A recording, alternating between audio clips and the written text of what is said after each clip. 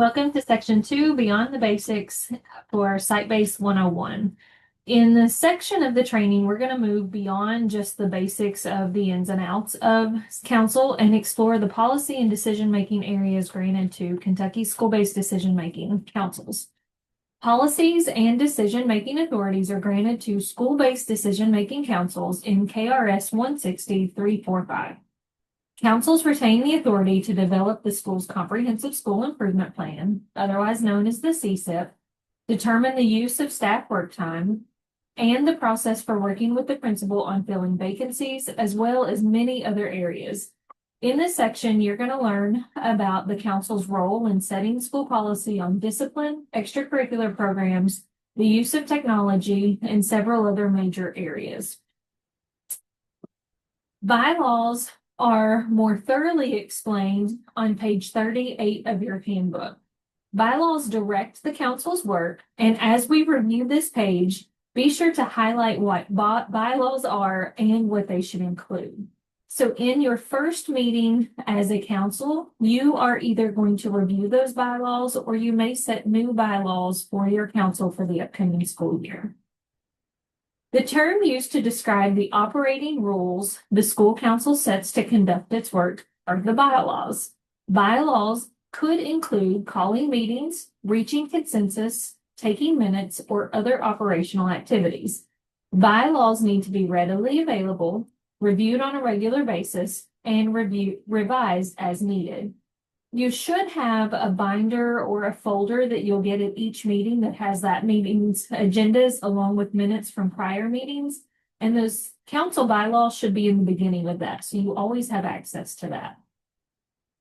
Your bylaws should cover the following topics: the purpose or mission of the school council, membership of the school council, terms of service, roles of the chairperson or vice chairperson, school council agenda preparation and distribution of materials, decision-making processes, public request for school council records and record-keeping process, school council communications, appealing a school council decision and/or waiving a policy on a temporary basis.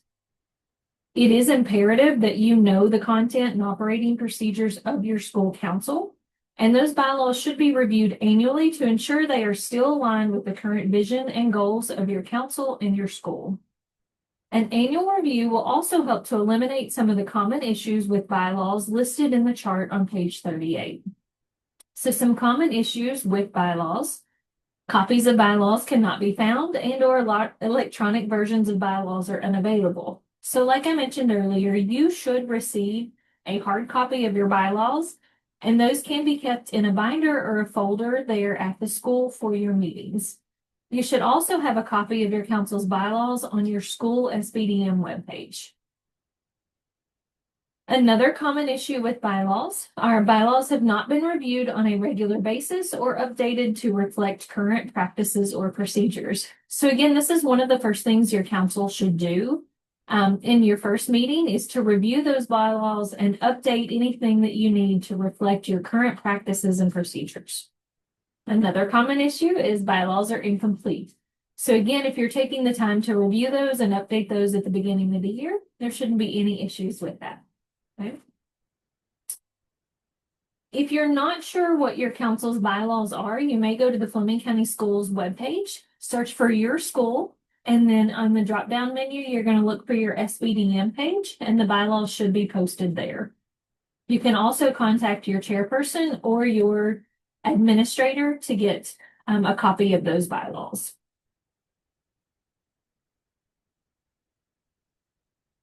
Go ahead at this time and try to find your bylaws for your district. If they're not posted on your webpage, be sure and reach out to your administrator.